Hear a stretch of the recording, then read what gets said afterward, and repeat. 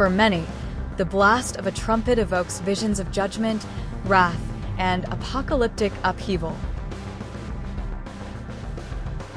Revelation's trumpet series certainly echoes that tone, calling forth plagues, woes, and cosmic shifts.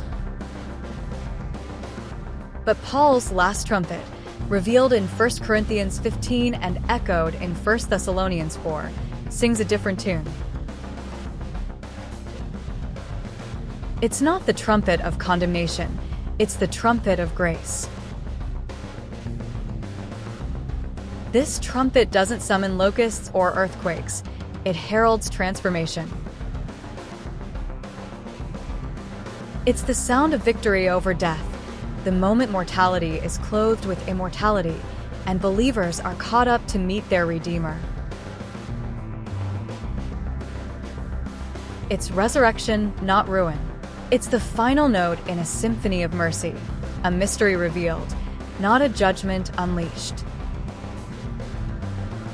Paul received this truth not from man, nor by tradition, but directly by revelation from Christ.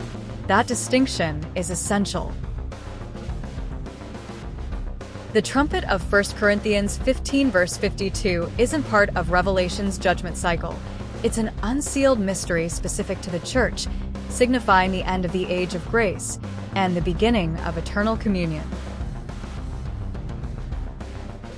In this message, we'll peel back the layers of confusion that often blend Paul's trumpet with John's. We'll explore the prophetic rhythm, uncover the typological threads, and celebrate the hope that pulses through the phrase. We shall not all sleep, but we shall all be changed. This is not the wrath of God, it's the reward of the bride. When Paul wrote 1 Thessalonians 4 verses 13 to 18, his primary purpose was to comfort grieving believers who feared their loved ones who had died might miss Christ's return. That's why he ends the passage with, "Therefore comfort one another with these words." Revelation 11 verse 1, KJV.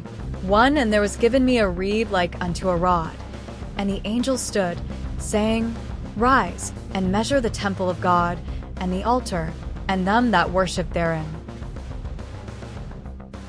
Revelation 11 verse 1, KJV. 1 And there was given me a reed like unto a rod, and the angel stood, saying, Rise, and measure the temple of God, and the altar, and them that worship therein. Revelation 11 verse 2, KJV. 2 But the court which is without the temple leave out, and measure it not, for it is given unto the Gentiles, and the holy city shall they tread under foot 42 months. Can you see the difference between the Jewish people and the Gentile people? The church age was for the Gentile people. The tribulation is for the Jewish people.